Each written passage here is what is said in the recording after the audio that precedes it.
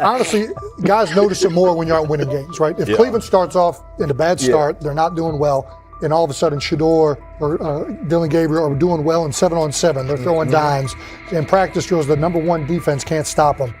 People take notice of that, and the more that the players see it, they're gonna then the comments start happening over the lunch table. They start happening throughout the building, and that's when the pressure really will get severe. The Cleveland Browns were focused on resolving their quarterback situation until Jason Kelce made pointed comments that triggered a strong reaction from ownership. The response inside the organization was immediate and intense. What exactly did Kelce say that has the dog pound on edge and the front office under pressure? We've seen that miserable game by the Cleveland Browns. So they throw Joe Flacco in there, and I like Joe Flacco. He did good, but they gave him the resource of all the first-team guys. Then they throw Dillon Gabriel in there with first teams and second teams. So Dillon always is getting protected. The same thing again, they gave this scrub max protection on every play. Yeah, he completed some passes, but let's talk about his mistakes. He's still inconsistent with his throws, but he at least had max protection. The Cleveland Browns continue to be defined by inconsistency and avoidable setbacks. Even as fans hoped the organization had turned a corner, Jason Kelce, fresh off retirement, offered a direct critique that reignited doubts about the team's direction. His remarks implied the franchise's structure and decision-making remain unstable and recent progress may not hold. The takeaway for leadership is straightforward. Identify core issues, align on a coherent plan, and execute with discipline. For supporters, it's another sign that the problems run deeper than a single season. They throw Shedeur Sanders in there with the lowest cab drivers you couldn't even get on 5th Street. And I'm pissed off, bro, because the play calling was abysmal. Look, even if you don't like Shedeur, Shedeur didn't even get a chance to be trash. Even if you think Shedeur is garbage, he didn't even get a chance to be garbage. That's how awful the offensive line was. Kevin Stefanski still doesn't want to give Shedeur second strings and first strings reps. Why is that? Browns ownership's response shifted from measured to urgent. The pattern is familiar in Cleveland. The team once treated Johnny Manziel as a franchise solution, retained Hugh Jackson for a second year despite results, and invested heavily in Deshaun Watson through a costly trade and contract. These decisions reflect aggressive but poorly aligned planning. The outcome has been continued instability instead of sustained progress.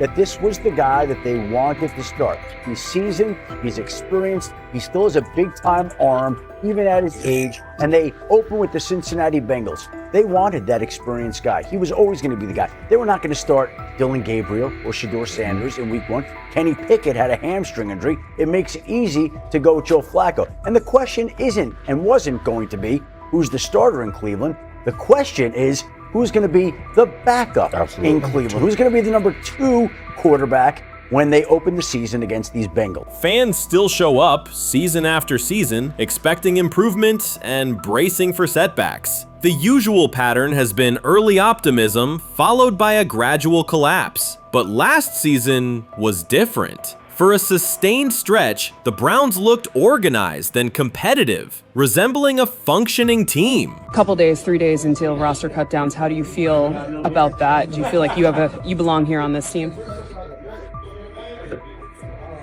Obviously, I think overall as a player, I feel like I put in the work. I feel like everything I do, I try to do it to my best, and that's all I ask for. So I feel like everybody feels like, they should be on the team, and if you ask anybody on the team, would they feel like they belong, in their own eyes. So I feel like I do, but I'm my own player, I think about myself in a high regard. The front office entered the offseason confident. Kevin Stefanski was being praised, and the Dog Pound believed the team had made real progress. Then Jason Kelce delivered a pointed assessment that cut through the optimism. Fresh into retirement, the former Eagles All-Pro and Super Bowl champion said Cleveland still looks like a team patching over issues rather than building a durable contender. Kelce's view was direct. The Browns' structure is fragile, and the roster is too dependent on perfect health at quarterback. He argued the team is one injury away from losing continuity and sliding backward. Because Kelce has operated inside a stable, championship-level organization, his comments carried weight with players, media, and fans. The reaction was immediate. People took his critique seriously, not as outside noise, but as an informed evaluation of how a successful team should be built. Ownership also felt the impact. Jimmy Haslam's response shifted to urgency, a sign that leadership recognizes the stakes. The criticism arrives in the context of prior high-risk decisions, especially the fully guaranteed $230 million commitment tied to Deshaun Watson. Watson has missed time and shown inconsistency when available, and the contract has constrained flexibility. Kelce's remarks highlight why depth, alignment between the front office and coaching staff, and a clear contingency plan at quarterback are non-negotiable. The takeaway is straightforward. Cleveland must convert last season's progress into a stable framework, protect the quarterback, deepen critical positions, and establish a plan that survives injuries and short-term setbacks. Without that, the games that fueled optimism will remain temporary. If you're a betting man, who do you think starts for the Browns at quarterback? Okay, this is the situation. Kenny Pickett, they actually traded for him. Joe Flacco, no one's bringing Joe Flacco in the building thinking Joe Flacco's going to be the starter. If Joe Flacco is your starter, You got a problem. you have a huge problem. And if they were saying Shedeur was the starter as the 5th rounder, you got a real problem too, because he passed over all these guys in these reps in the offseason in shorts, in bikini shorts, Speedos and stuff. Like, no. That kind of stuff. So I'm not that surprised when you put down a 3rd round pick on a quarterback. You do believe he has a certain skill set. Jason Kelce stated the obvious. Cleveland committed to a quarterback who hasn't played at an elite level in years, and Joe Flacco's playoff run didn't change the long-term outlook. Ownership appeared more upset that the criticism was public than by the substance of the critique. Many fans agreed. They've seen this pattern before. Rosters age, injuries are inevitable, and when a single contract dominates the cap, one setback at quarterback can undermine the entire season. Kelce's broader point was about structure. The Browns prioritized the high-cost, uncertain starter over depth and contingency. The late-season surge masked issues that remain: limited cap flexibility, thin depth at key positions, and an offense that lacks a credible plan B. Fans recognize how quickly a strong defense can decline with injuries, and how an offense without redundancy stalls. The AFC North raises the stakes. Baltimore with Lamar Jackson sustains a top standard. Cincinnati with Joe Burrow returns to contention when healthy. Pittsburgh rarely slips below .500 under Mike Tomlin and wins with defense and consistency. In that environment, Cleveland can't rely on perfect health or peak form from one player. The path forward is clear. Diversify cap allocation, reinforce the offensive line and receiver depth, carry a legitimate backup plan at quarterback, and install a scheme that functions regardless of who is under center. Given what we saw yesterday with Shedeur Sanders, somebody on the Cleveland Browns is 100% getting fired, probably by the end of this year. The person who's probably going to end up getting fired is Kevin Stefanski, because I know that he didn't want Shedeur Sanders on the team. It was Andrew Berry who made that pick. You can't really go against your GM. Bad things happen in this situation. But Shedeur Sanders is not without fault for what we saw yesterday. This is the play that we saw yesterday that has the internet just exploding, where Shedeur Sanders took like a 24-yard sack. Half of the internet is saying that this is all Kevin Stefanski's fault. Cleveland showed progress last season, but the underlying concerns remain. Jason Kelce highlighted them directly. The Browns' long-term plan is fragile, cap-constrained, and overly dependent on perfect health at quarterback. His comments focused attention on structural issues, roster depth, continuity in coaching, and a sustainable offensive approach, rather than a single hot streak. That criticism resonated because it reflected what many around the league already see. Ownership's reaction underscored the sensitivity. Jimmy Haslam has presided over frequent coaching and quarterback changes, and external scrutiny carries weight when it comes from a respected veteran with championship experience. Kelce's remarks reinforce that last year's Joe Flacco stretch was a short-term solution, not a foundation. The team still needs a durable plan that can withstand injuries and inconsistency. The practical takeaway is clear: stabilize the system, diversify cap snap usage and build depth at key positions so the offense functions regardless of who is under center. The rumors have ended. The decision is public. Cleveland Browns owner Jimmy Haslam has informed every level of the organization that unless an unforeseen injury intervenes, Shedeur Sanders will start at quarterback in week 1. The announcement is not an informal suggestion or a quiet push in the background. It is a direct order. Multiple independent reports, amplified most visibly by Colin Cowherd, confirm that Haslam delivered the directive himself. From the owner's viewpoint, the logic is simple. No one else on the roster offers the same combination of talent, leadership, and long-term upside. Joe Flacco is approaching the twilight of his career. Kenny Pickett has shown flashes but remains inconsistent. Dillon Gabriel, taken in the 3rd round, is a developmental project. By contrast, Haslam believes Sanders can alter the franchise's trajectory immediately, and he refuses to allow internal hesitation to stall that possibility. The standoff traces back to April. General manager Andrew Berry and head coach Kevin Stefanski entered the draft wanting a low-profile prospect who would fit quietly into the existing depth chart. They prioritized scheme familiarity, modest public attention, and a clear developmental timeline. When the board lined up, they reached for Gabriel in round 3, reasoning that an early investment would justify keeping a rookie on ice behind the veterans. But Sanders continued to slide, first through day 2, then deep into round 5. Haslam watched the names come off the board, convinced the league's bias against Deion Sanders' outspoken son was obscuring legitimate first-round talent. When Cleveland's 5th-round pick arrived and Sanders was still available, Haslam intervened. He did more than approve the choice, he overrode the original plan, making it clear that the organization would select Sanders and give him every chance to compete. From that moment on, the Browns' internal narrative splintered into 2 camps, those ready to accelerate around their owner's vision and those still trying to protect their original approach. Once rookie minicamp began, Sanders erased much of the speculation. He commanded huddles, processed coverages quickly, and delivered throws with anticipation that belied his draft slot. Teammates noted his willingness to accept blame for missed timing, then correct the error without dramatics. While Flacco and Pickett split most first-team reps, Sanders treated limited opportunities as full-speed auditions. During organized team activities, he identified blitz looks, redirected protections, and consistently found his second read when the primary route was covered. More than one defensive veteran told local reporters that Sanders looks like the best arm in the building. That assessment forced Berry and Stefanski to reevaluate their timetable. They could no longer label Sanders a long-term project without contradicting on-field evidence. Drafting Gabriel 2 rounds earlier had provided the staff an excuse to slow roll Sanders' ascent. Coaches could point to investment cost, meeting room familiarity, and installation comfort to justify Gabriel's snap share. Yet each practice rep in which Sanders outperformed the 3rd rounder weakened that shield. Behind closed doors, position coaches began requesting more Sanders film for cut-ups, and offensive assistants quietly shifted meeting questions toward concepts the rookie already executed well. By mid-June, Berry himself started describing Sanders not as a developmental asset, but as a competitive option.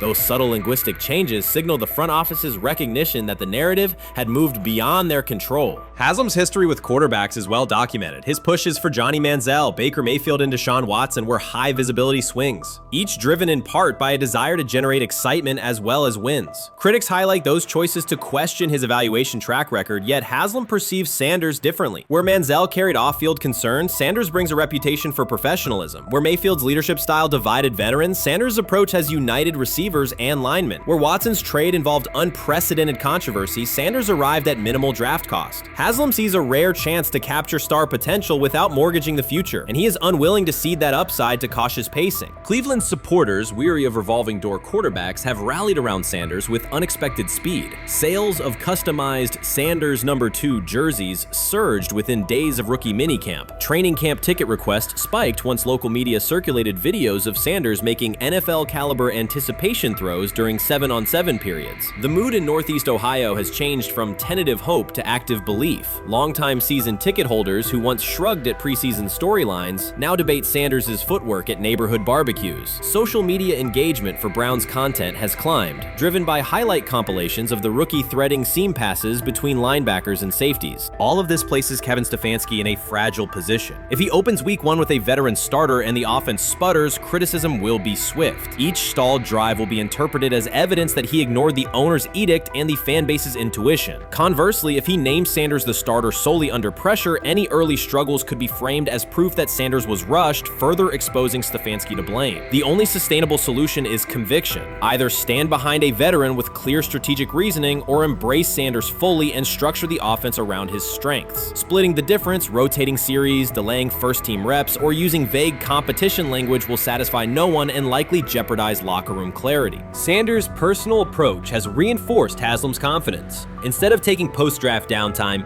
he traveled to Texas to train in full Browns gear at facilities near his father's home. The leaked clip of Sanders executing footwork drills in helmet and pads wasn't a marketing ploy. It was a glimpse into a quarterback visualizing Week 1 live. Team personnel who viewed the footage recognized purposeful rehearsal, cadence calls, pocket movement against simulated pressure, and follow-through adjustments based on imagined rush lanes. Observers asked why a rookie would conduct such intense solo sessions in May. The answer is straightforward. Sanders does not view himself as a developmental pick. He considers himself the starting quarterback of the Cleveland Browns and prepares accordingly. On pure ability, Sanders' arm strength ranks with the league average for starters. His accuracy to the intermediate middle, an area where the Browns' current scheme generates high-leverage completions, has drawn consistent praise from receivers. The primary areas still under review are blitz recognition and live bullets and timing on deep outbreaking routes versus press coverage. Those developmental checkpoints are significant, yet daily practice reps show acceleration. In contrast, Flacco's mobility limits the boot action game that Stefanski installed to help Mayfield early in his tenure. Pickett can extend plays, but struggles to attack tight windows between linebackers and safeties, an essential requirement in Cleveland schematics. Gabriel remains an unknown at NFL speed. Thus, the competitive landscape favors Sanders sooner than the coaching staff originally planned. The franchise now stands at an inflection point. Haslam's mandate, the locker room's growing support, and the fan base's enthusiasm all tilt towards Sanders. The front office's earlier strategy, anchored in patience and quiet development, is increasingly untenable. Barry's shift in messaging indicates grudging alignment, but final authority over the depth chart rests with the coaching staff, unless ownership directly intervenes on game day decisions. A move rare but not unprecedented in the NFL. Should Stefanski align with the owner and name Sanders the starter before preseason concludes, he can claim proactive vision and tailor the offense through training camp. Should he resist and open with a veteran who falters, he risks rapid loss of credibility and possibly his position. Either path carries pressure, but only one aligns with the momentum sweeping through the building. For 2 decades, the Browns have cycled quarterbacks without securing a stable star. Each new hope, whether draft pick or trade acquisition, has collapsed under injuries, inconsistency, or organizational disarray. The possibility that Sanders could finally anchor the position is not merely a football storyline. It is a potential cultural reset for a fan base defined by resilience. Haslam's insistence reflects that awareness. Cleveland needs a leader who can win on Sundays and project confidence every other day of the week. Sanders has shown he can shoulder expectations without retreating from scrutiny. That trait, more than arm talent alone, is why the owner views him as indispensable. Voluntary workouts transition to mandatory minicamp next week. If Sanders receives a substantial share of first-team snaps, observers will interpret it as the staff's acknowledgement that the competition is tilting decisively. A public declaration may not follow immediately, but every rep allocation is a signal. If, however, the staff continues funneling most top unit snaps to Flacco or Pickett, tension will escalate. Local media will question the evaluation process. National analysts will debate the merits of letting a rookie learn through live action versus controlled practice. Inside the facility, players will recognize any disconnect between performance and opportunity, and unity could fray. The Browns have reached a decisive moment. Shedeur Sanders has demonstrated the skill, poise, and work ethic to justify starting in Week 1. Jimmy Haslam has publicly positioned him as the future, and by implication the present of the franchise. Kevin Stefanski and Andrew Barry must either endorse that vision or brace for the consequences of delaying it. For Cleveland fans, the significance is clear. A legitimate chance to exit the cycle of quarterback uncertainty and rally behind a signal caller capable of commanding the field and galvanizing the city. Whether that opportunity is seized promptly or postponed will define the Browns' 2025 season and likely the tenure of the decision makers involved. The 2025 NFL Draft was expected to be Shedeur Sanders' moment. Many projected him as a top 10 talent and a headline quarterback in one of the most discussed college football storylines in years. Instead of walking across the stage on the first night, he waited through 3 days without a call. There was no celebration, only silence. When the phone finally rang at pick no. 144 in the 5th round, it was the Cleveland Browns. With that selection, the financial outlook changed dramatically. The Sanders family believes this was not a typical draft slide, but the result of coordinated action. They are pursuing a $100 million lawsuit alleging collusion across parts of the league. In the months before the draft, Sanders was consistently discussed among the top quarterbacks in the class. Television and digital analysts praised his poise, accuracy, leadership, and command. Scouts highlighted a 74.1% completion rate, record-setting stretches at Colorado, and his rise from an HBCU star to a national figure. Consensus expectations placed him in the first round or early second. Draft night unfolded differently. As picks accumulated, there was little indication that his name would be called. The atmosphere at his private gathering shifted from anticipation to doubt. When the Browns selected him late on day 3, projections for his first contract dropped from an estimated range in the mid-$30 million to approximately $4.6 million, with corresponding reductions in likely endorsements and long-term positioning. According to Deion Sanders and others close to the family, this was not about performance, injury, or conduct. They argue it was coordinated. Attorneys were contacted immediately. The allegation is straightforward. Sanders' value was suppressed intentionally. The family's position is that this was a calculated decision within parts of the league, not an isolated set of evaluations. The legal claims focus on communications that, if authenticated, could be significant: internal emails, text messages, and owner-to-owner conversations. The family's representatives contend that these materials show a deliberate effort to avoid drafting Sanders in early rounds based on perceived image concerns rather than football merit. One message reportedly under review framed the decision in branding terms. Drafting Shedeur would mean inheriting the Prime brand. The complaint asserts that this view led some teams to discourage others from selecting him unless necessary, not for film-based reasons, but to avoid perceived attention and external pressure tied to his family's profile.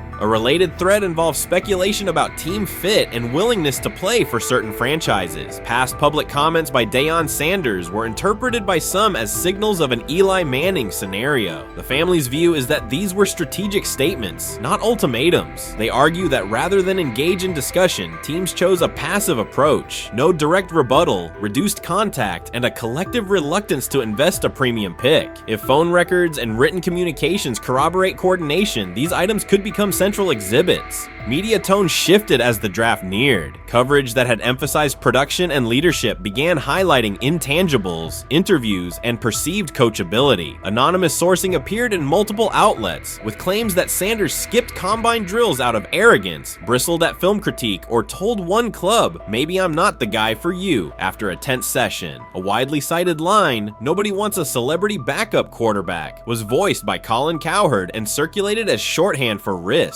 The Sanders legal position is that these narratives did not arise organically, but reflected a coordinated leak pattern that undermined his market value. The family's contention is that this was primarily about control and compliance rather than football ability. They point out that Sanders did not fail a drug test, was not suspended, and did not produce poor athletic testing. His college resume included elite stretches and significant program elevation at 2 stops. The legal claim asserts that the league's power structure resisted a high-profile player aligned with a high-profile parent coach and an independent media presence. The allegation is that teams sought to avoid the perceived complexity that would come with selecting him early. The financial impact is a core component of the damages claim. Had Sanders been selected late first or early second round, projected 4-year compensation would likely have fallen between $30 to $35 million, with immediate access to higher tier endorsement opportunities and the brand leverage that accompanies a franchise quarterback designation. As a 5th round pick, the initial contract value is a fraction of that total, and associated off-field opportunities are typically narrower. The suit reportedly seeks not only lost salary, but also the broader economic value linked to draft position, sponsorships, licensing, and the visibility that accelerates an early career trajectory. The filing's scope, as described by sources close to the family, extends beyond the league office. It may involve media outlets, scouting firms, and specific executives if discovery shows coordination or materially false statements that affected value. The argument is that the draft slide harmed not only Shedeur, but also the broader Sanders brand, affecting perceptions of Deion Sanders as a recruiter, coach, and public figure. The family's view is that narrative construction around brand risk and celebrity backup produced a measurable economic and reputational loss. If a court authorizes discovery, the process would likely compel emails, internal draft notes, and message archives from teams and third-party intermediaries. Subpoenas could be served on media organizations for sourcing records related to anonymous quotes. That level of transparency would be unusual and could reveal how information flows during pre-draft periods. The legal theory moves beyond a single player's evaluation to the draft's integrity, whether owners or executives acted in concert to reduce a prospect's value for reasons unrelated to football performance.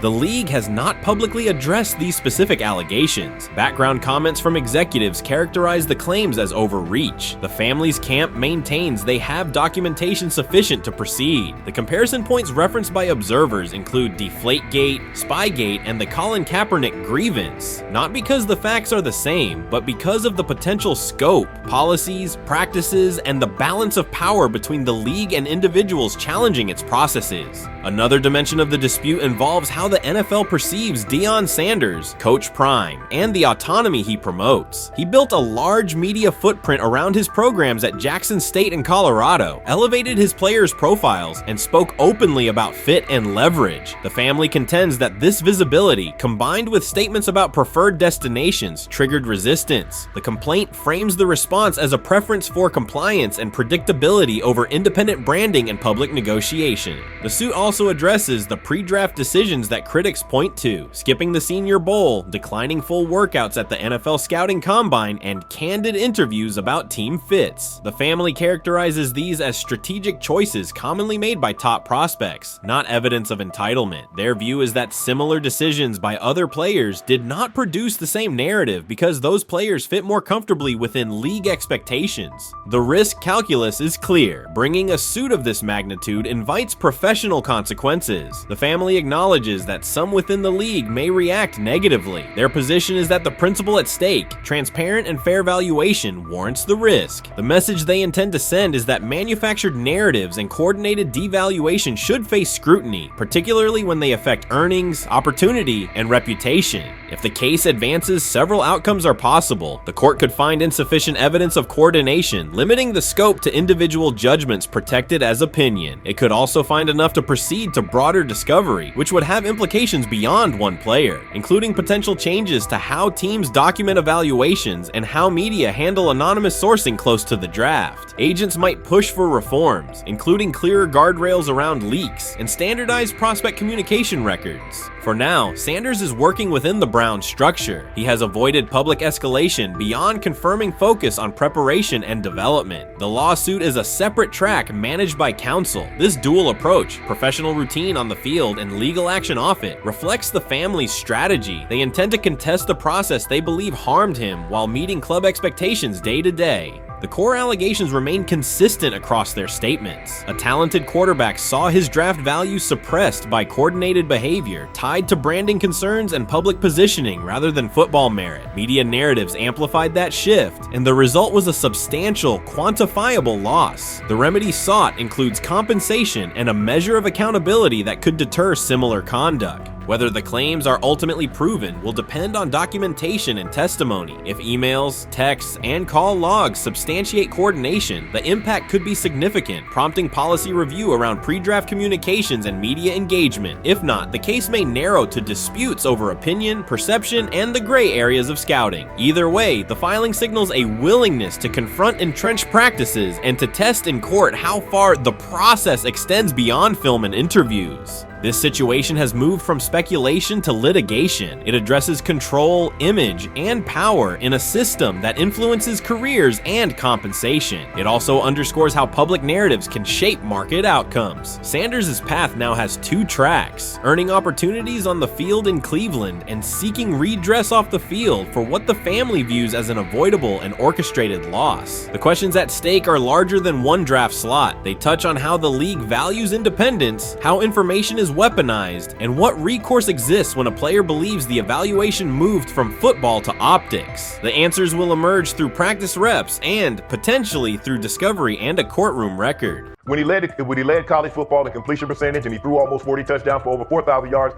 how tall was he? Because they make it seem like he shrunk all of a sudden, RC. Oh, how lively was his arm? Because all I know is somebody did that. Somebody threw for over 4,000 yards, somebody threw for almost 40 touchdowns, and somebody led college football in completion percentage. Now, I'm trying to figure out, what I try to figure out all the time, Mel, is how a guy that hadn't played football in almost 5 months. Shannon Sharpe has publicly defended Shedeur Sanders and criticized those questioning him. Sanders has earned higher recognition and some fans are responding negatively. Although there's debate about whether he belongs on a second team list, Sharpe maintains that Sanders' career is clearly ascending. Reactions on social media are mixed. Some users are angry, others are surprised, and a few say they anticipated this result. The conversation remains active. When reports confirmed that Shedeur Sanders had been elevated from second team to near top tier status, Shannon Sharpe issued an emphatic response. He delivered a detailed rebuttal to critics, underscoring why Sanders deserved the promotion and directly challenging those who doubted the decision. I don't think that he was underprepared during these meetings. I don't believe any of these stories that he showed up arrogant and that he was bombing his interviews. I mean, you watch the film, he's on time, he's on point.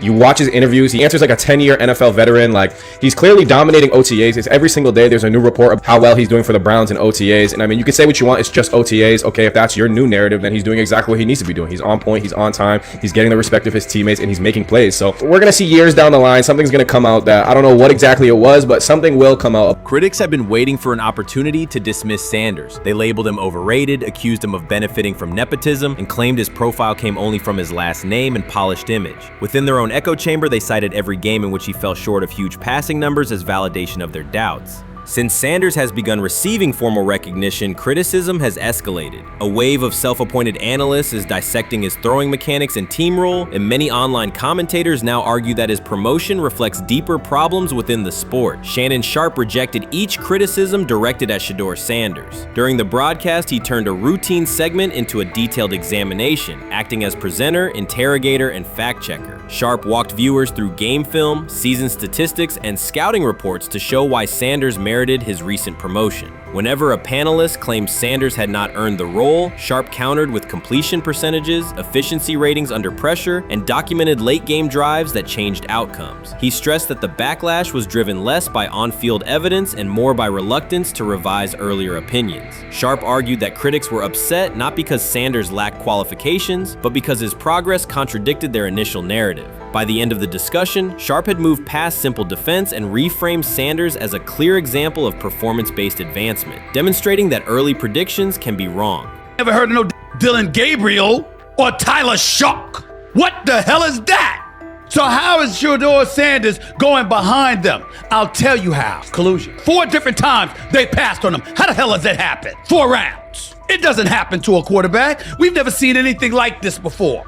Shedeur Sanders with the watch. Shedeur Sanders with his bravado. Shedeur Sanders with this supposed arrogance or whatever. Shedeur Sanders' advancement did not happen by chance. While detractors questioned his resume online, he continued to prepare, attend every practice, and deliver accurate throws under pressure. The contrast between his output and the complaints directed at him has been stark. Some critics even argued the selection committee was, quote, biased toward performance, as if rewarding strong play were improper. Rumors quickly followed. Certain commentators speculated that a public relations push from the Sanders family must have influenced voters, suggesting everything from coordinated media strategies to alleged favors for coaches. None of these theories addresses the basic point. Sanders earned his promotion through consistent production, poise in the pocket, precise ball placement, and efficient decision-making. Shannon Sharpe highlighted these facts during his response. He noted that Sanders' performance performance metrics justify the recognition and emphasize that resistance to the move stems more from prior prejudice than from substantive evaluation. For Sharp, the goal was clear: present the data, challenge unfounded claims, and correct the narrative. The discussion, therefore, became a broader statement about acknowledging merit and abandoning outdated assumption. Colin Cowherd defend college basketball coaches who have gotten a DUI, come to their defense and say they didn't need to be fired, that they deserve a second chance. But Shedeur Sanders drives 40 miles over the speed limit, gets a one-on-one ticket, and Colin Cowherd comes on his show today and says he's out on Shedeur Sanders. He's seen enough. He can't support him anymore. He can't be in the Shedeur Sanders camp because of this speeding ticket. Shannon Sharpe addressed commentators who portray constant doubt as expertise. Those who discount strong performances with "we'll see" but declare bust after a single mistake. He noted their belief that progress only counts if an athlete visibly struggles. Sharpe's response was methodical rather than emotional. He presented evidence, cited statistics, and calmly refuted each claim. Following his remarks, several critics began revising or deleting earlier posts, recasting themselves as longtime supporters of Shedeur Sanders despite having questioned him for months. Sharpe insists on accountability, naming specific individuals and dates while requesting public acknowledgement of prior errors. He argues that analysts cannot spend months undermining a player's potential and then quietly adopt a supportive stance once the athlete succeeds. These are serious, big-time, top-of-the-line playmakers that they have. If you can go 45 to 42 in the fourth quarter because your quarterback set the school record with 510 yards passing. He was flawless. Shedeur is big time. I didn't know for sure, will it translate to the next level of competition? Yes, it might translate to the next level of competition as he can play. Critics who once claimed Shedeur Sanders was unprepared now hesitate to acknowledge their mistake. They resist retracting earlier comments and struggle to accept that an athlete can succeed without their approval. Sanders continues to share practice clips and game highlights without engaging the debate, while Shannon Sharpe documents every dismissive remark, ready to revisit them on national television. The disapproval did not slow Sanders. It underscored his progress and exposed the gap between perception and performance. As a result, the conversation has shifted. Analysts who doubted him now describe him as undervalued and publish detailed evaluations of his mechanics and game management, suggesting long-standing familiarity with his career. In a matter of weeks, critics have recast themselves as advocates, demonstrating how quickly opinion can change when consistent results leave little room for doubt. Shannon Sharpe signaled that his commentary is not over. He considers Sanders' advancement a positive outcome for every athlete who has been overlooked or criticized for having confidence. Sharpe stressed that analysts do not have the authority to determine who deserves recognition based on personal preference. The reaction to Sanders' promotion, he argued, revealed how quickly opinions can shift once results are undeniable. Sharpe pointed out that many vocal critics became quiet when confronted with objective performance data. This exchange, Sharpe insisted, reached beyond defending a single quarterback. It challenged the practice of dismissing achievements that do not fit familiar narratives. He reminded viewers that success does not require external approval and that consistent talent will surface despite online commentary intended to minimize it. While critics reconsider their positions, Sharpe remains steady, assigning credit to the athlete and allowing the scoreboard to confirm the argument. In his view, the statistics speak clearly enough. Sharpe also emphasized that the intensity of the backlash must be placed in context. College football is a volatile environment where unexpected outcomes are common. Therefore, declaring failure based on incomplete evidence only weakens the credibility of sports analysis. The discussion underscored the need for measured evaluation rather than reactive judgment. Zach Jackson and him and everybody else that we talked to have said that Shedeur looks good. He looks really good. He looks better. And we got Zach that say Dylan Gabriel ain't even an NFL quarterback.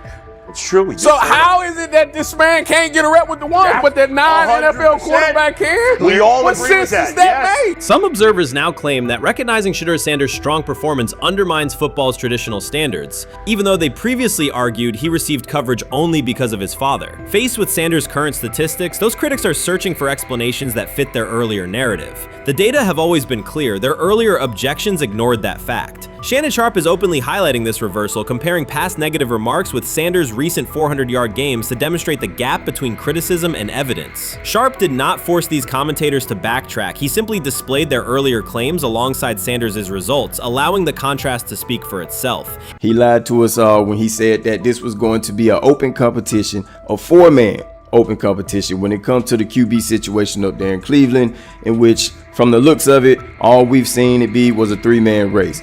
The only people that has been getting reps in with the first team or with the veterans are Joe Flacco, Kenny Pickett, and Dylan Gabriel. We've never seen my boy Shedeur Sanders get a chance to get in. Even with him doing the things that he has been doing up there, he has yet to get in with the... Shedeur Sanders was caught off guard by Coach Kevin Stefanski's recent remarks, which have sparked talk of bringing in another starting quarterback. Commentators are debating whether Stefanski's comments reflect eroding confidence in Sanders or a brief lapse in judgment, but the rookie now faces intensified scrutiny over his role. The Browns, we got an analyst that says that Shedeur Sanders should have some kind of a ban?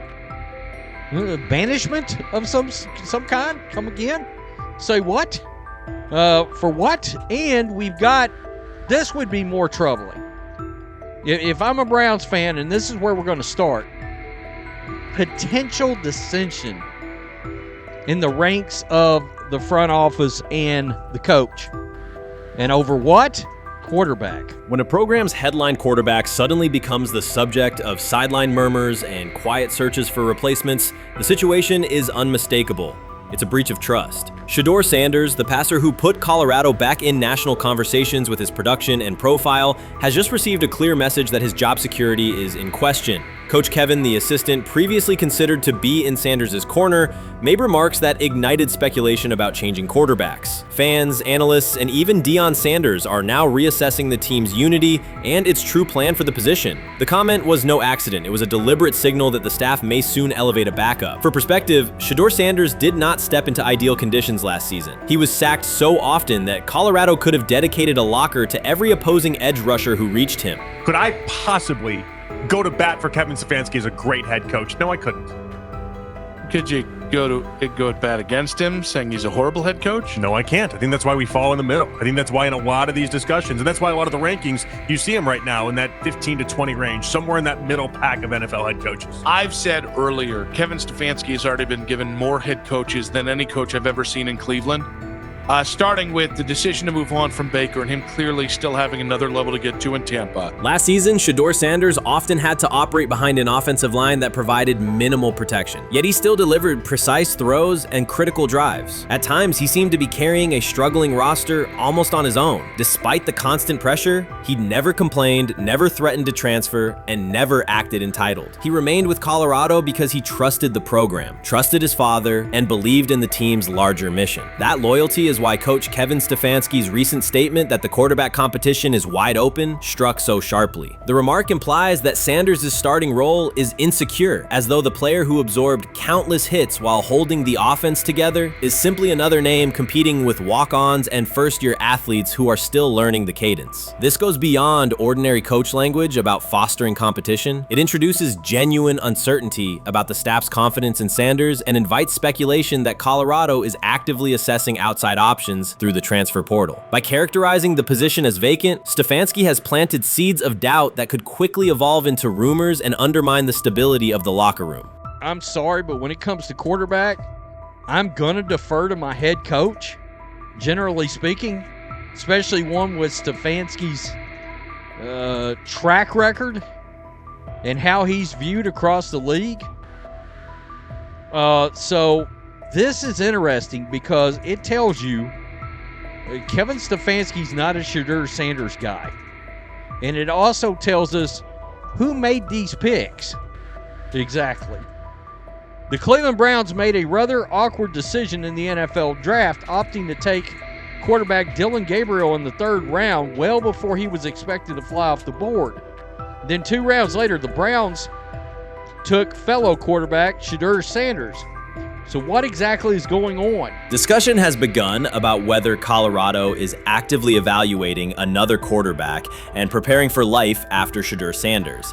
Analysts are debating whether Coach Kevin's move is calculated strategy or a misstep that jeopardizes team stability. Sanders remains a top NFL prospect, Deion Sanders' son, and the program's public face. His highlights dominate social media and his jerseys outsell the team's victories. Yet he is once again being asked to reaffirm his position. The issue is more than routine roster management.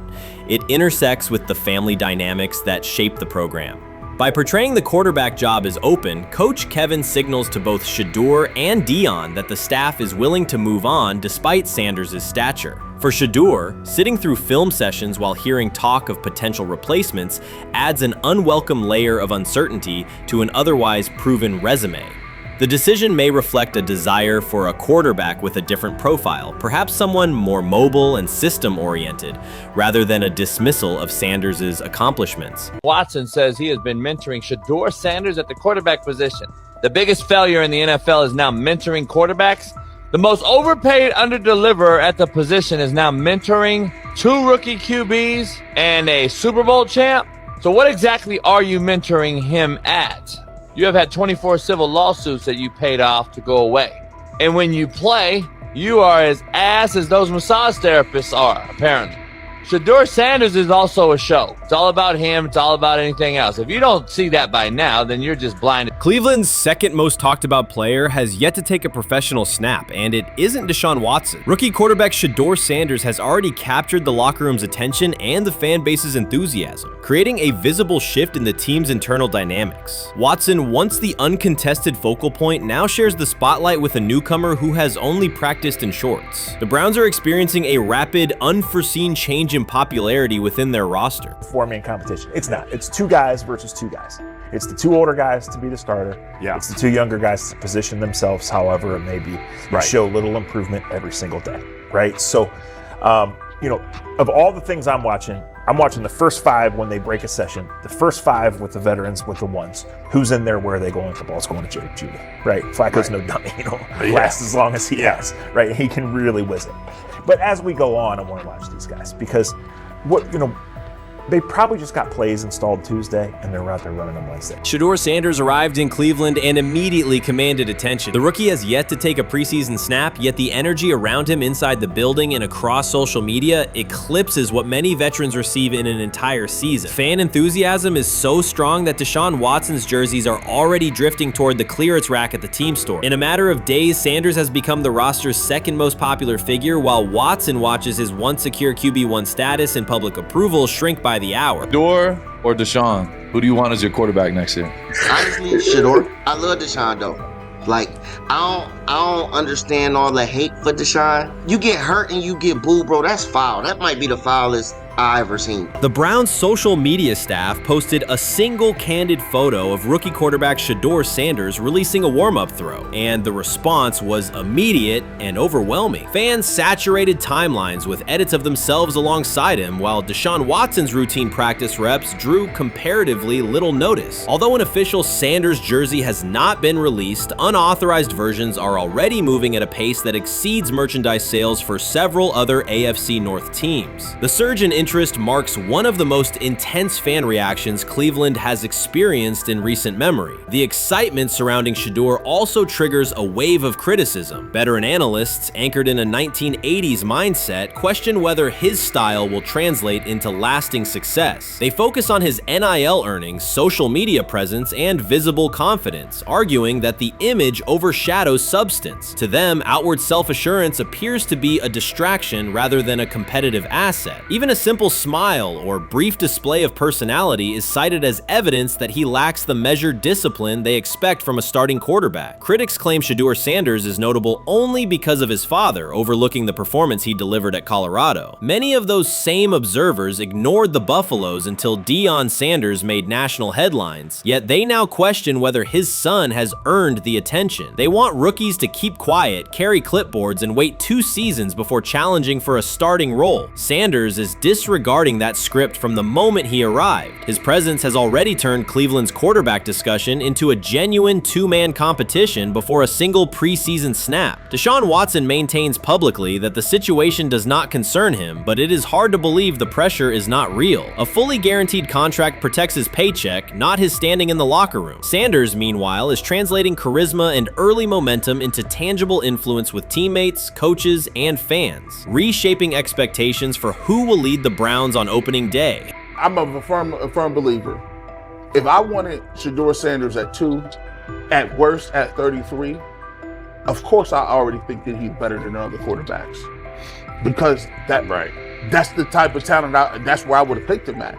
And if he was at 2, or 33, and he still had the same exact skill set, we would be talking about him starting and playing. Right. Well, there'd only be 3 quarterbacks. It'd be here, 3 not quarterbacks, 4. not 4. Yeah. But since he moved to the 5th round, that's cool. They might have to go along with it. But to me, I think if you ask who got the best tools, I'm going with Shedeur. Shedeur Sanders has not taken a single professional snap, yet discussion about him has split NFL social media into 2 camps. One side already argues he should start immediately. The other worries about what that means for veteran quarterbacks like Deshaun Watson. Reporters now line the perimeter of Browns camp, scrutinizing every inconsistency in Watson's spiral and every precise throw from Sanders during drills. Each well-placed pass is clipped, posted to TikTok, and captioned as evidence of a future QB1. Cleveland is no stranger to quarterback drama, but this situation is different. Rather than cycling through another unproven starter, the franchise is dealing with a rookie who entered with more polish, public attention, and perceived readiness than most first-year players. Fans chant Sanders' name before he has appeared in a preseason game, while the established starter works to maintain his relevance. The atmosphere is not yet a full controversy, it is a countdown. Traditional analysts insist on the importance of experience and respecting the process, yet Sanders is progressing on the timeline set by the supporters who already view him as the next leader of the offense.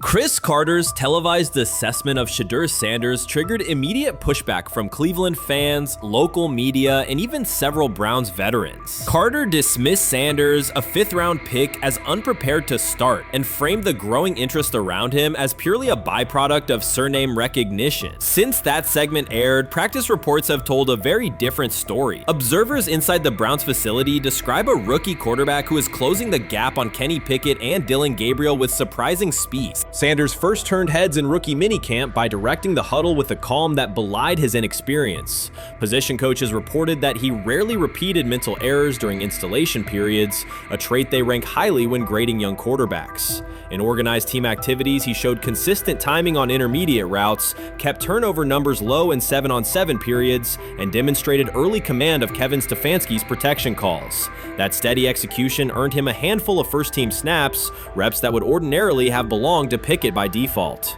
By mandatory minicamp, the rotation had shifted again. Practice notes from beat reporters detail the rise in Sanders' workload each day. Red zone series against the starting defense, 2-minute drills, and full field scrimmage possessions in which he checked out of called plays when fronts dictated it. Mary Kay Cabot, initially skeptical Sanders would challenge for game day snaps in 2025, wrote after consecutive sessions in mid-June that his footwork, release speed, and pocket management had, quote, meaningfully tightened since rookie camp. Her tone marked a clear departure from early spring projections that labeled Sanders a long-term developmental project. The broader quarterback context in Cleveland magnifies that progress. Deshaun Watson's availability and form remain uncertain after 2 injury-interrupted seasons, while Pickett's transition from Pittsburgh has been uneven. Dillon Gabriel's arm strength is evident, but coaches continue to stress hesitation in his full-field reads. Against that backdrop, Sanders' quick decision-making and mechanical efficiency have begun to look less like a pleasant surprise and more like the roster's most reliable short-term plan. Inside the locker room, acceptance has followed performance. Wide receivers cite Sanders' ball placement on outbreaking routes, noting that the ball routinely arrives on the upfield shoulder, a small but essential detail that allows for yards after the catch. Offensive linemen appreciate his pocket awareness. Joel Bitonio remarked privately that Sanders slides up instead of bailing when edge pressure flashes. Defensive backs say his eye discipline forces them to hold coverage longer than they expected against a rookie. Such cross-positional respect develops only when day-to-day tape shows tangible improvement. The reaction to Carter's critique highlights a recurring double standard applied to young black quarterbacks. Traits celebrated as swagger or confidence in other players were labeled arrogance when associated with Sanders, yet the quarterback himself has not responded publicly. There have been no subtle social media jabs, no mention of critics and interviews, only repeated references to competing for every rep and learning from veterans. That measured approach, combined with hard evidence from practice, has softened earlier doubts among coaches who prioritize demeanor as much as arm talent. Within the coaching staff, the discussion now centers on readiness thresholds. Stefanski's scheme relies heavily on quick rhythm throws, defined reads, and disciplined pocket movement. Those requirements align with Sanders' strengths: a compact release, willingness to target the middle of the field, and instinctive timing on RPO concepts carried over from his college tape. Staffers reviewing cut-ups from joint practices note that his internal clock already approximates NFL speed, a metric they did not expect to see until mid-season at best. If that trajectory continues through preseason games, the Browns face a consequential decision. Starting a 5th-round rookie 6 weeks after training camp opens would unsettle salary cap assumptions, depth chart politics, and external perceptions of organizational stability. Yet the internal mandate remains clear: the most prepared quarterback will play. That standard places Sanders in genuine contention because every practice metric used to grade readiness, turnover ratio, red zone efficiency, third down conversion rate has trended in his favor since early June. The organizational stakes are considerable. Cleveland has cycled through starting quarterbacks at a startling pace over the past decade, shifting from first-round investments like Baker Mayfield to high-cost gambles such as Watson,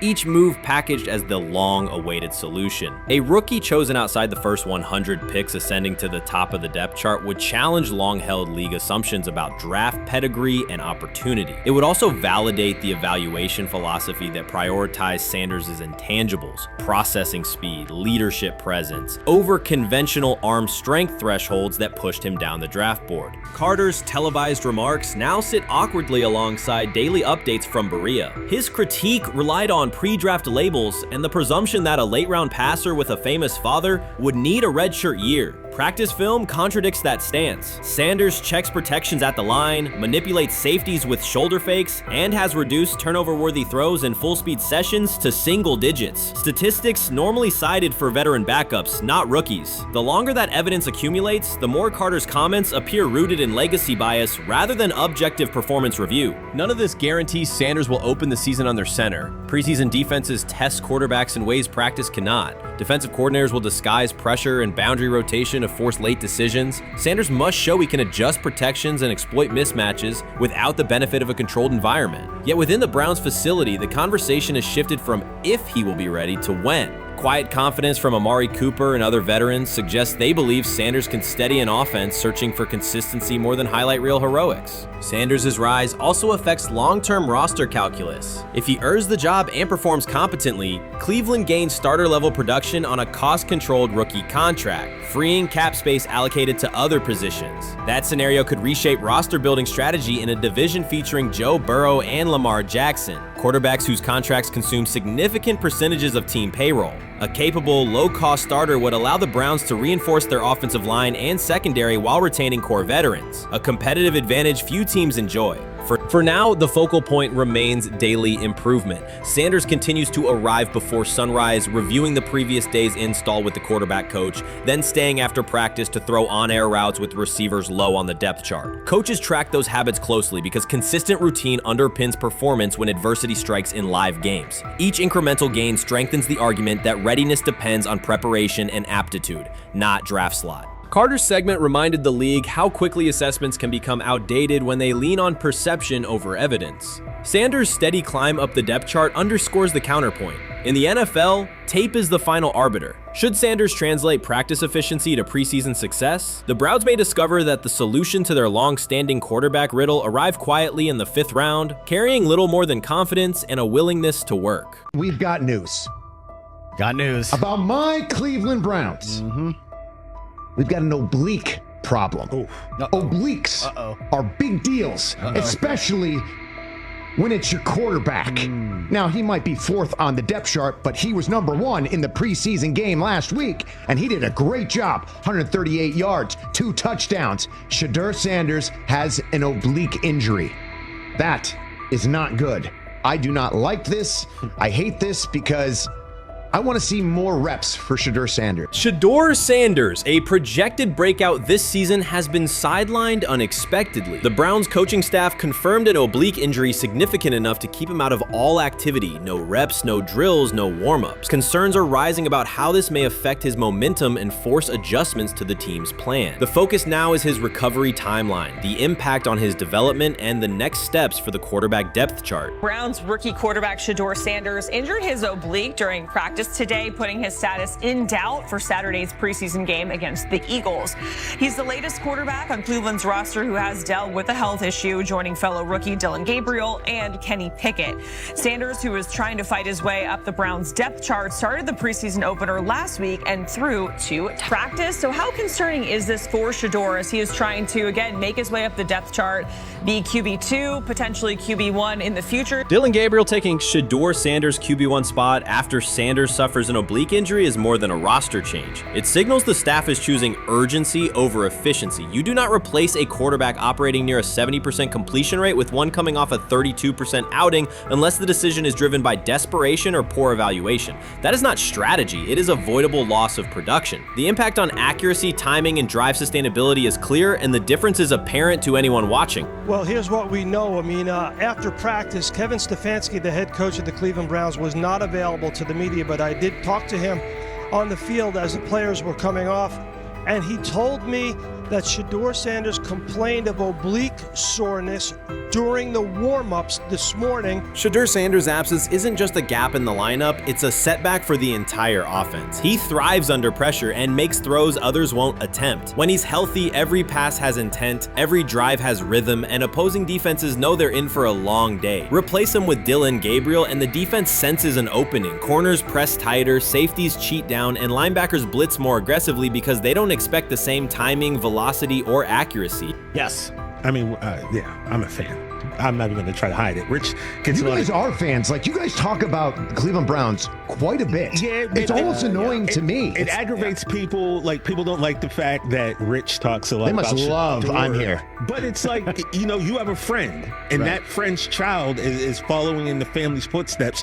You want them to do well. I don't know why people have such an issue. I know Rich is supposed to be impartial, but it's kind of hard when you have that type of tie to it. But yeah, I'm rooting for Shedeur, man. And Dillon Gabriel's 32% completion rate isn't just poor, it's untenable at this level. A number that low needs no context. It means 2 misses for every completion. Weather, opponent, and play calls are secondary when efficiency is that limited. That output does not sustain drives or keep the full playbook viable, yet he is starting while Shedeur Sanders is sidelined. The contrast is clear. Sanders brings accuracy, timing, and command. Gabriel's recent performance reflects inconsistency and missed opportunities. Choosing Gabriel under these circumstances reduces offensive reliability and invites defensive pressure. It is a decision that sacrifices efficiency and field position. So it'll be interesting to see what happens with Dillon Gabriel, but to the Shedeur Sanders point, it is unfortunate because I thought he was gaining some momentum. I know the practice that they had before they left for Philly, Daniel Oyefusi reported that he actually took the most reps of all of the quarterbacks.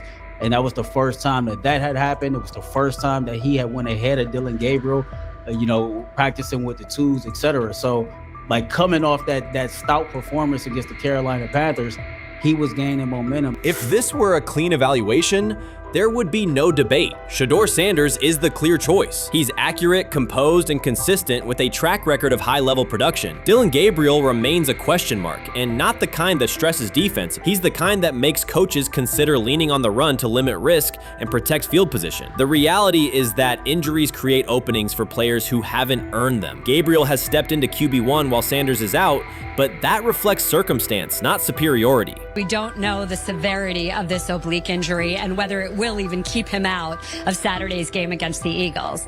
As for moving up the depth chart, I'm the Browns preseason sideline reporter. I was there Friday night when he burst onto the stage and set the NFL world buzzing. And yes, his demeanor was tremendous. His poise was tremendous. He did the things that were asked of him. But at the end of the day, he wasn't actually asked to do all that much. The real concern is how this could attach to Shedeur Sanders' reputation. The NFL is unforgiving about availability. An oblique injury for a quarterback isn't minor. It affects mechanics, torque, and timing. Even with a strong return, the injury-prone label can linger. For the Cleveland Browns, or any team seeking stability under center, that perception is toxic. Teams don't want a player they fear won't make it through October. That's the risk. Talent doesn't always overcome league politics. Once questions about durability start, they rarely fade. They surface in contract terms, roster decisions, and sideline evaluations. So Shedeur Sanders is injured again? If you were following along on social media today for the Browns' first joint practice in Philadelphia against the Eagles, wow, you were in for a tumultuous ride. I mean, all the reporters, both Browns and Eagles reporters, were pretty much flabbergasted at the fact that Shedeur Sanders was taking 0 team reps during the day, and even Tyler Huntley was getting team reps instead of Shedeur. And then it came out, obviously, everybody's speculating. There's people calling for Kevin's jobs, and before I go any further, I don't blame anybody. Ever. Meanwhile, Dillon Gabriel's numbers should be sidelining him, not elevating him. A 32% completion rate isn't a dip, it's a warning sign that points to issues with field vision, timing, and receiver cohesion. That's the quarterback taking snaps while Shedeur Sanders is out. Put their work side by side and the gap is obvious. Sanders shows consistent placement, timing, and footwork that reflect high-level execution. Gabriel's recent output introduces variability that shrinks the call sheet and stalls drives. You can't claim the priority is winning while starting a quarterback who isn't reliably delivering routine completions. Fans recognize it, receivers lose confidence and tempo when targets are off, the offensive line's urgency fades when protection doesn't translate into productive throws, team belief in the quarterback is fragile, and once it erodes, a season can come apart quickly. We could be looking at, 3/4 of Snoop and maybe 1/4 of Dillon Gabriel. Not really exciting for the fans. Of course, it would be nice to see what Dillon looks like. Did spend third-round capital on him. If you're Dillon Gabriel and you're a rookie, is not you be want to get healed. You want the reps. You want to take these reps. So what do you do to prepare yourself and get ready? Because, man, when rookies get injured, it's like these reps are so valuable. Yeah, sets them back a lot. We do have some video here. Mike Garafolo had some video of Jalen Hurts kind of helping Shedeur used his cart to get off the field here. Shedeur Sanders changes the entire equation. His presence under center keeps defenses honest, keeps teammates engaged, and expands the coaching staff's options. You can call vertical shots, open the playbook, and control the game's tempo. Dillon Gabriel limits that. With him, the playbook narrows, drives stall, and the defense ends up on the field too long trying to compensate. The Cleveland Browns are not in a position to gamble at quarterback. This is a franchise with a difficult history at the position. With Gabriel, the issues are visible from the stands. A 32% completion rate won't jump to 60% with a few extra reps. If anything, it will decline as defenses present looks they would not risk against Shedeur. And that's the core issue. Shedeur Sanders at 80% is still a better quarterback than Dillon Gabriel at his best. That isn't exaggeration, it's the numbers. If Sanders is a 70% passer when healthy, even a drop to 60% keeps him well ahead of where Gabriel is now. Yet the team is rolling with the quarterback who isn't delivering routine completions. Every week Sanders is out, his hold on QB1 loosens. That's the hard truth. The longer Gabriel stays in the role, the more coaches cite continuity and chemistry to cover what's happening on the field. Every throw and every drive has to be a statement, not just to win, but to erase any notion that Gabriel is a legitimate alternative. In the NFL, QB1 isn't handed back because you used to be the best option. You have to take it.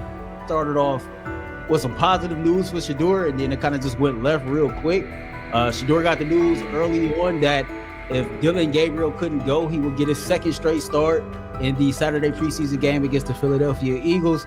And then he went on to injure his oblique. For the fans who don't know exactly what part of the body the oblique is at and what that injury is and how it can impact the quarterback, can you explain to them what is an oblique injury?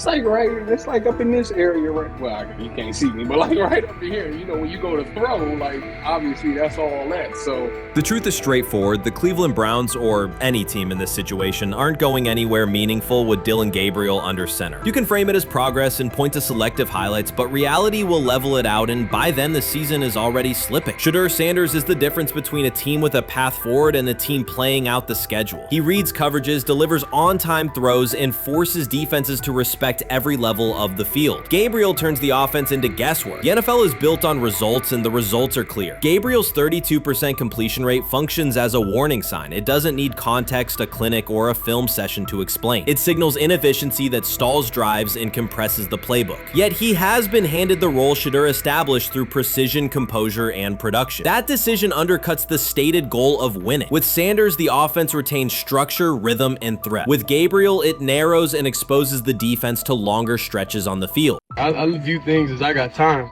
I got time to be able to grow and mature, and be able to understand the ins and outs of the defenses and be able to get the good insight from the vets in the room. So I look at it as, a plus. And whenever, it's time for me to play. Shedeur Sanders rolled into Browns camp and instantly made the whole practice feel like a recess pickup game. NFL vets suddenly looked like they'd forgotten the playbook and were just trying to keep up. With that being said, I see some balls coming out of Shedeur Sanders at that camp, and I'm like,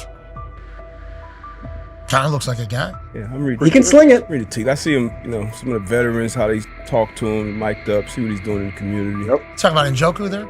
Njoku, Mike Knapp. Yeah, once you see, different little interactions and things like that, I know he has the talent. We'll see. It'll be a competition that usually brings the best out of guys, especially young guys. So I'm interested to see how that quarterback situation. Right after Shedeur Sanders tightened his cleats and the Browns settled in for what they figured was a routine camp day, the whole vibe tilted sideways. No blazing comet, no UFO touching down at midfield, just a swagger-charged quarterback striding in like he'd crashed the wrong league and thought, yeah, I'll stick around and run this show. The Browns had no clue what storm was rolling in. You'd expect an NFL team to do a quick scout, maybe pull up a highlight reel or two, but nope. They greeted Shedeur with a shrug, only to watch him seize the field on snap one and run the whole operation like a seasoned pro. First and foremost, he's been the best quarterback in camp. Now look, Joe Flacco ain't had many opportunities. There was a whole day I saw he didn't throw the ball at all. Here's my theory on the situation. They already know who's starting in the number 2 is. They already know. Joe Flacco and Shedeur Sanders is already locked up. You're missing the boat, people. You're missing the boat. Your boy, Kenny Pickett and Dylan Gabriel, they're fighting. Shedeur didn't merely clock in, he hijacked the session. One moment he's loosening his arm, the next he's roasting veteran QBs like faded names on busted draft boards. Defensive coordinators everywhere had the same gut punch reaction.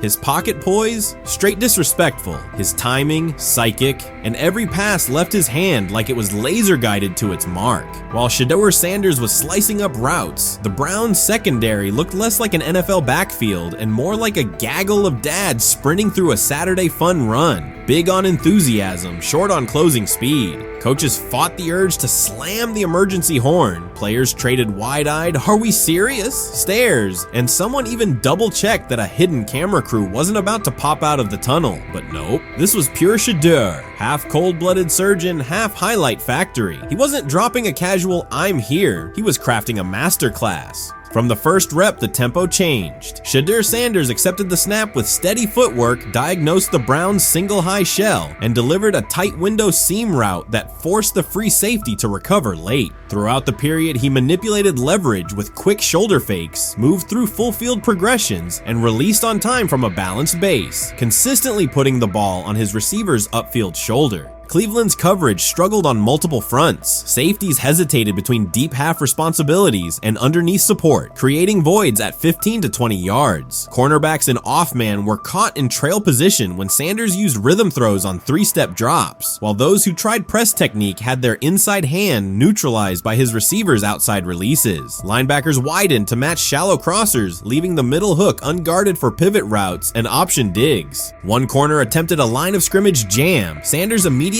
adjusted the route to a back shoulder fade, releasing the ball before the break and rendering the press ineffective. Over the session, he showcased pocket discipline, reclimbing to maintain throwing lanes rather than drifting, and finished with a series of anticipatory throws against cover 2 cloud, fitting vertical outs between the flat and deep half defenders. Sanders' combination of rapid post-snap processing, precise ball placement, and pocket efficiency exposed coverage mismatches at every level and highlighted communication gaps in the Browns secondary. By mid-session, the Browns defensive staff clearly recognized their calls were outmatched. Every adjustment, a roll to cover 6, a simulated pressure, a late rotate to 2 high, was neutralized once Shedeur Sanders confirmed the post-snap picture. Routes that had taken weeks to script were beaten by timing and location. Comeback set at 12 yards broke open before the corner's transition. Slot seam-outs dotted the void between the flat and deep half defender, and boundary receivers beat press with quick hand techniques, receiving the ball before the trail man could recover. Sanders' command was methodical. He used cadence to freeze plug blitzes, re-ID'd the mic when linebackers sugared the A-gaps, and maintained a firm base so he could reset and fire without resetting his feet. His receivers benefited from that rhythm. Top of the stem, eyes back, ball delivered on their upfield shoulder, allowing immediate transition to YAC. The Browns front tried a late stunt to compress the pocket. Sanders climbed 2 steps, re-spotted the shallow crosser, and delivered instructions stride, turning a potential sack into a 20-yard gain. What stood out most was how little ramp-up Sanders needed. From his first series, he processed full-field concepts at tempo, cycling through progression reads without hitching. The poise under interior pressure, consistency in ball placement, and ability to manipulate zone defenders left the Browns' coordinated disguise packages ineffective and forced them into static coverage by the end of the period. In short, Sanders' efficient mechanics, rapid processing, and anticipatory accuracy rendered Cleveland's defensive game plan ineffective at every level, from pre-snap disguise to post-snap spacing. Imagine there's many people that think Dylan Gabriel's a better quarterback than Shedeur Sanders. I don't care where they were drafted. If the Browns are the one team that thinks that, then I'm going to suspect it's not true. They don't know what listen, I've been on every quarterback evaluation for 30 years. Right. I never root against anybody. Yeah. But I'd be surprised if Dylan Gabriel's ever a legitimate starting quarterback for the Cleveland Browns. I'd be surprised. I just don't think. Well, then it is a wasted pick because you took him in the top 100. Yeah, but potentially. Yeah. May get away with it because of Shedeur. An edge rusher chirped at Shedeur Sanders between snaps, hoping to shake his rhythm. On the very next play, Sanders answered with a 30-yard laser, a deep dig from the boundary side that split the single high safety and the trailing corner. He hit the top of a 5-step drop, kept a firm base, and delivered on time to the receiver's outside shoulder, turning what should have been a routine rep into a sudden change explosive. From that moment on, every coverage wrinkle the Browns tried, rotating from cover 3 to quarter half, flashing a Tampa 2 shell, mugging both A-gaps, was met with a precise counter. When corners pressed, Sanders adjusted the route to a back shoulder fade. When safeties widened, he checked to a glance post. When linebackers bailed, he found the running back on a delayed option out of the backfield. Even late simulated pressures couldn't move him off his spot. He simply climbed, reset his feet, and fired. As Cleveland's defenders rotated through checks, Sanders manipulated them with cadence and eye discipline. He froze weak side safeties long enough to create intermediate windows, then feathered the ball into those lanes before help could arrive. When the Browns finally dropped 7 and matched every route, Sanders tucked the ball and converted 2 separate 3rd and 6 situations on the ground, reminding everyone that his mobility is as calculated as his arm. By the end of the session, the defensive coordinator's call sheet looked obsolete. Sanders had neutralized blitz looks, exposed spacing issues in zone, and forced the unit into static base coverage just to survive the period. It wasn't a camp drill anymore. It was a clinic on timing, processing speed, and controlled aggression, delivered snap after snap by a quarterback who never needed a warm-up lap to own the field. They never planned on taking him. The problem is, like Ocho Cinco said, you got somebody that has endeared himself to the locker room. And guess what? The difference between him and Tim Tebow, the biggest one, is he can play. He can throw the ball. Tim Tebow running around being an H-back. He can throw the ball. And he's done everything he needs to do. He ain't saying nothing. He ain't rocking the boat. He ain't mad about the reps. He ain't mad about none of that. All the people out there want to see is this, like Tyler said earlier. We want to see what he can do with Jerry Jeudy. That's it. I want to see what he can do with David Njoku. I want to see him with Junkins. I want to see him with the first running backs. If you are cooking, if you are beating down the doors with the 3s and 4s, guess what? You deserve more. From the first team period on, Cleveland's secondary looked a step slow. A deep third safety hesitated on a post-snap rotation, leaving Shedeur Sanders free to climb the pocket and fire a 22-yard out that arrived before the defender could plant and drive. The supporting cast around him, players fighting for roster spots, not Pro Bowl invites, benefited from his command. Sanders used tempo to control the defensive front, altered protections at the line, and located throwing lanes so quickly that one receiver didn't register the catch until he crossed the goal line. As the Browns tried new personnel groups, coverage busts multiplied. Starters slipped out for hamstring stretches while rookies rotated in, only to find the ball arriving on their blind side before they'd completed a midpoint squeeze. On a later 3rd and long, Cleveland finally closed the interior rush lanes, compressing the pocket with 3 defenders. Sanders pivoted through the traffic, stepped into a narrow escape window, and, without resetting his shoulders, whipped a no-look pass to the boundary curl for a fresh set of downs. The throw turned a potential sack into an explosive play and left the coaching staff scrambling for answers. The people who are fascinated by Shedeur for whatever reason, whether it's his play, I guess, last year was kind of fun. If you're just like a guy who grew up like loving Deion Sanders and passed that love on down to your kids, I can see why you're like that. The one thing I will give them is you're looking at this quarterback room. If you're a fan of Shedeur and say, why can't he go beat Dylan Gabriel or Joe Flacco or Kenny Pickett, so I do understand that part of it, right? Because why not? Why couldn't he be the Brown starter in October or November? That looks like a quarterback room where everyone will get a chance to start. You made an interesting point. So I tend to have the drip, drip, drip. This was my Johnny Manziel theory, is that everybody makes mistakes, especially when you're young. But if I see 2, 3, 4, 5, then you've got a plumbing issue. It's not just you didn't close the faucet. So there's about 6 pieces of video in college where Shedeur was a little bit of a brat, whatever. Then there's the legendary cringy draft room. Didn't love that as a B prospect. Then there's back-to-back speeding tickets, both over 90, and a missed arraignment. The NFL is navigating unexpected headlines after a former Browns coach publicly defended Shedeur Sanders in response to reports of multiple speeding tickets. The coach's statement has sparked extensive online debate. Supporters welcome the show of loyalty, while critics question the motive. Sanders now finds himself at the center of an unforeseen controversy, and observers want to know why a Cleveland coach is standing so firmly in his corner. The story is developing rapidly and continues to draw intense attention. When it came out that he got a speeding ticket, I said it's not really that big a deal. I feel very differently about it now. Over 40 miles an hour over the speed limit, less than 2 weeks after you just got a ticket. I don't know if that's entitlement or immaturity. There's got to be some teams that are feeling very good right now that they didn't draft him. Observers are focusing on Shedeur Sanders' recent speeding ticket, treating the violation as a measure of his character and sidelining his athletic, academic, and philanthropic accomplishments. The incident, driving 15 miles per hour over the limit in a borrowed Lamborghini, has drawn sharp criticism. In response, a former Cleveland Browns coach has taken the opportunity to comment, even though the franchise is widely viewed as unstable due to its frequent coaching changes and limited on-field success. By defending Sanders, he presents himself as an authority on discipline and leadership. The statement, coming from an organization seldom praised for stability, has nonetheless attracted considerable attention across the league. You want to defend him a little bit. I thought this was an interesting take. Yeah, I thought it was really interesting that you said you were out because of the speeding tickets. To me, that's such a minor thing. You were so high on him in terms of his completion percentage in OTAs, and I thought that was a little aggressive on your part. But with the speeding tickets, I got a speeding ticket the first night of the draft, my first year there. I thought maybe I'd get the benefit of the doubt, but they gave it to me anyways.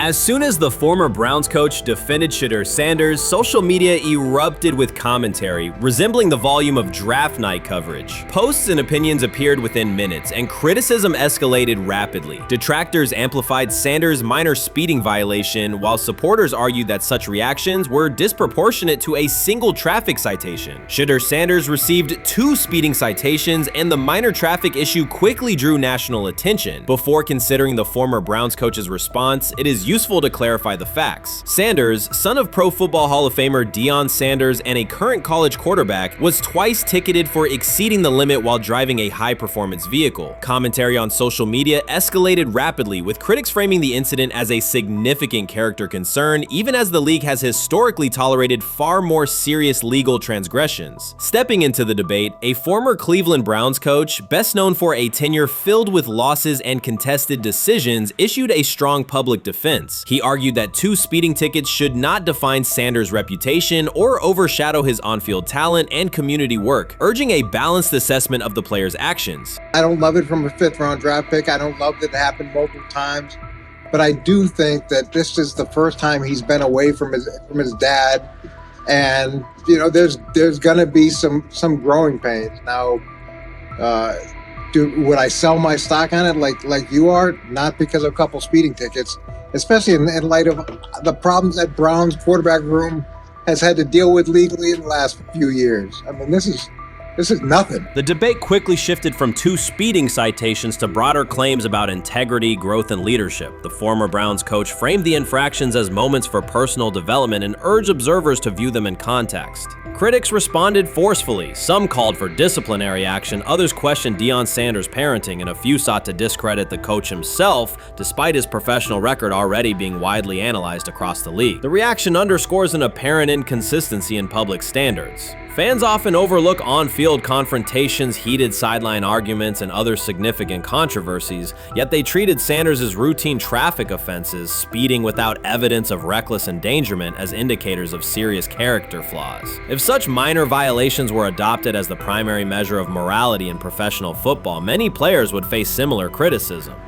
Sports media amplified the story almost immediately. Television panels dissected Shedeur Sanders' decision-making, treating 2 speeding tickets as indicators of deeper character concerns. Networks aired detailed segments under banners such as red flags and road rage, repeatedly questioning whether the citations might affect his draft evaluation. Although Sanders is already regarded as a first-round prospect, analysts emphasize that NFL teams value discipline and legal awareness when forming final assessments. Many commentators overlook the fact that other high-profile players have faced more serious offenses without similar scrutiny. Throughout the coverage, the former Browns coach defended Sanders, portraying him as a talented quarterback subjected to disproportionate criticism in a culture that expects near-perfect conduct. His argument was thorough and methodical, asserting that the traffic violation should not overshadow Sanders' skills, work ethic, or future potential.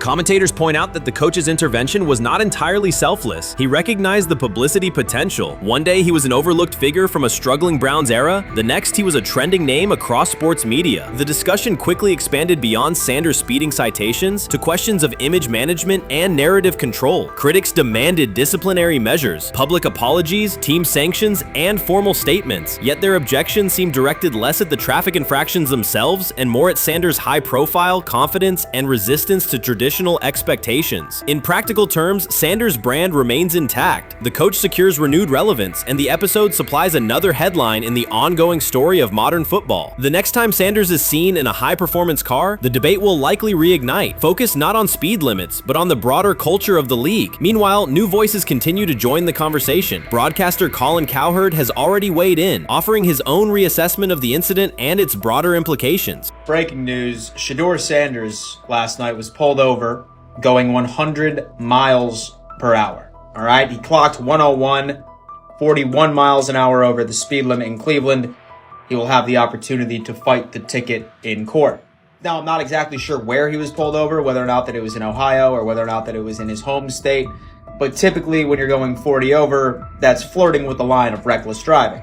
Folks, I gotta tell you, I don't understand what it is with these young men driving at absurd speed. Colin Cowherd's view of Shedeur Sanders shifted abruptly. Days after praising the quarterback's poise and skill, he appeared on air to declare that Sanders is overhyped, unfocused, and distracted by celebrity. The reversal was immediate, without any gradual reconsideration. Cowherd now frames Sanders' 2 speeding tickets as evidence of poor judgment, even though he has defended other quarterbacks facing far more serious off-field issues. The sudden, wholesale withdrawal of support leaves viewers questioning the consistency of Cowherd's criteria and illustrates how quickly media narratives can change when minor incidents receive outsized attention. This is okay.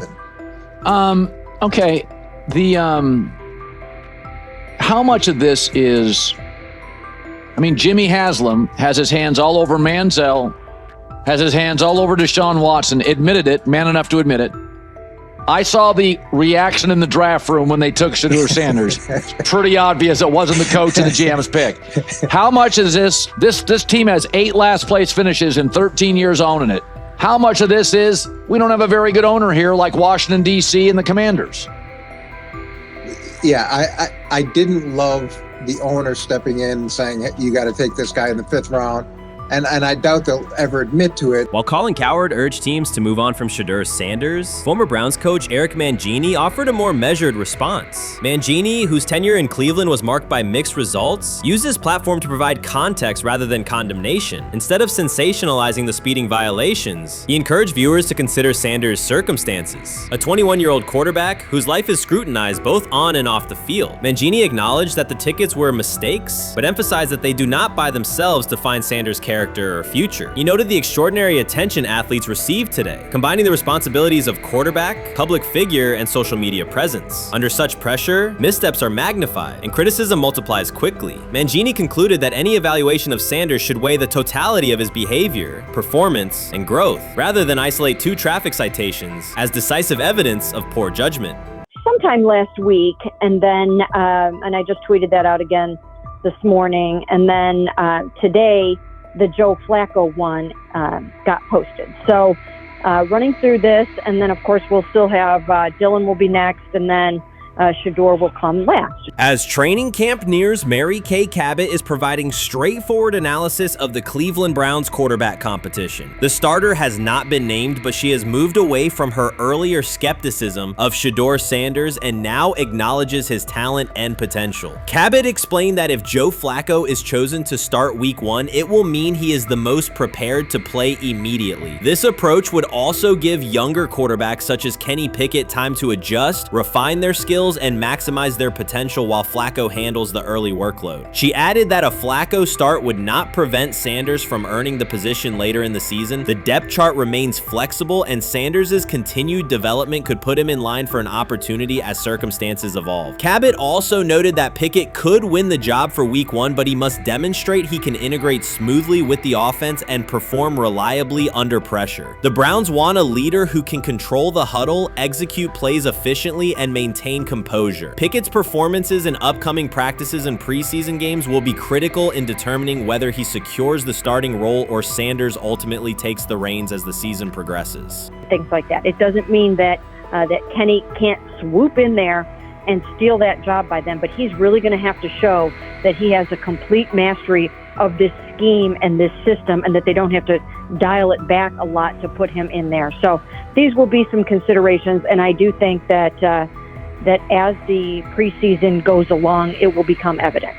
Mary Kay Cabot recently stated that Shedeur Sanders is ready, and the Cleveland Browns are monitoring him closely. After a strong showing during organized team activities and minicamp, Sanders has made notable strides in his development. With continued progress, he is expected to return to the field prepared to contribute meaningfully. The Browns coaching staff is tracking his growth, and anticipation about his long-term role is increasing. Cabot added that if Sanders maintains this trajectory and continues to demonstrate poise within the team, he will have a legitimate chance to earn the starting quarterback job. Each practice rep strengthens his case, reinforcing the possibility that his development could benefit both the player and the organization. As Sanders impresses, discussion about his future in Cleveland becomes more compelling. Cabot also emphasized Sanders' advanced understanding of the offense. She noted that his football IQ appears in every drill and that he seems ready to execute the Browns system at full speed. His ability to process defenses quickly and make decisive reads distinguishes him from his peers. With the appropriate opportunity, Cabot believes Sanders could become a genuine difference maker for the Browns. One area Cabot highlighted is Sanders' command of pre-snap adjustments. His capacity to diagnose defensive fronts and communicate changes gives him an edge and reflects high football intelligence. If he translates those reads into consistent connections with his playmakers, he could elevate the Browns' offense significantly. By comparison, Cabot said quarterback Dylan Gabriel is still refining his grasp of complex terminology and play calling. While Gabriel possesses upside, Sanders' comfort with intricate concepts and his ability to manage tight pockets under pressure give him a clear advantage at this stage. Gabriel must sharpen those elements to compete at Sanders' level. Cabot previously reported that Sanders had already earned first-team practice snaps ahead of Gabriel. Her latest update confirms that Sanders is now approved as the Browns' starting quarterback, solidifying the organization's commitment to him as QB1. Expectations are high, and his response to the challenge will be closely watched throughout training camp and preseason. Cabot further noted that head coach Kevin Stefanski authorized Sanders to take expanded first-team reps beginning next month. This milestone underscores Sanders' readiness and the coaching staff's confidence in his progress. As the regular season approaches, Sanders aims to cement his status as the starter, and the competition for that position is intensified. Though Sanders leads the race, Kenny Pickett remains in contention. Cabot stressed that Pickett must prove he can integrate seamlessly with the offense and perform consistently under pressure. His performance over the next several weeks will determine whether he can challenge Sanders for the starting role.